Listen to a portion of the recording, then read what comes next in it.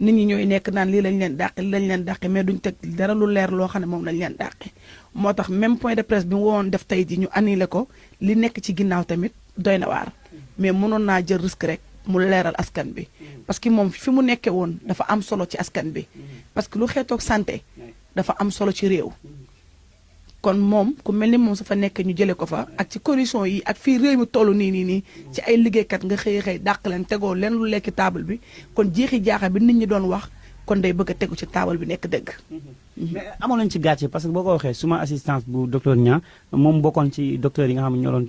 taxaw Ousmane Sonko ak patriote yu bari tey kon dañu mën a jàpp dafa nekkoon ci xolu projet bi kooku tey ñu ngi xëy rek seppi ko est-ce que du gën a indi ay conflit diggante ak Sonko. waaw li gën a garaaw ci médicalu Pastef ci jafe-jafe ci jéye yoo xam ne daloon na ay militants ak ay sympathisants moom xam na ci dara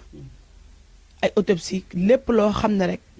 muy ci moor yi muy ci lu mu ci mën di doon moom da ci impecable parce que moom dafa nekkoon au cœur ci médical bi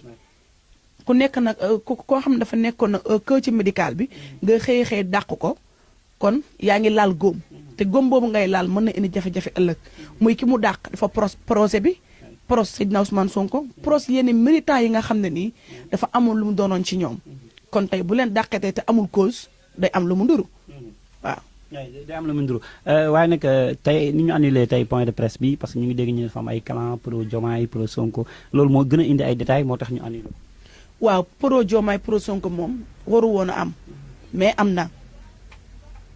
am na parce que am na ñoo xam ne xaalis la ñuy jaamu am na ñoo xam ne ndombol tànk la ñuy jaamu. am na ñoo xam ne pouvoir nguuru képp moo leen itteel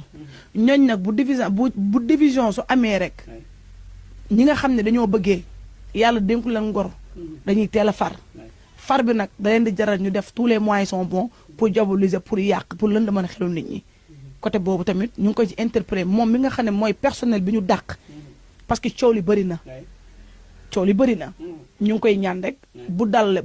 dalloo bu baax ba noppaliku na génn communiquer ak sénégalais yi communiquer ak sympathisants yi communiquer ak militants yi li nekk di jeexi jaaxamu leer